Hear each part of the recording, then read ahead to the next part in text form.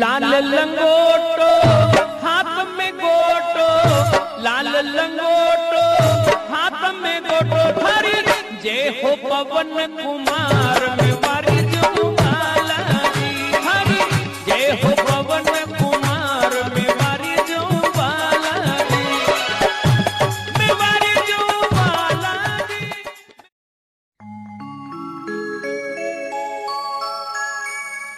लाल लंगोटो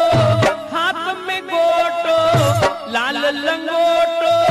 हाथ में गोटो धरी जय हो पवन कुमार मेवारी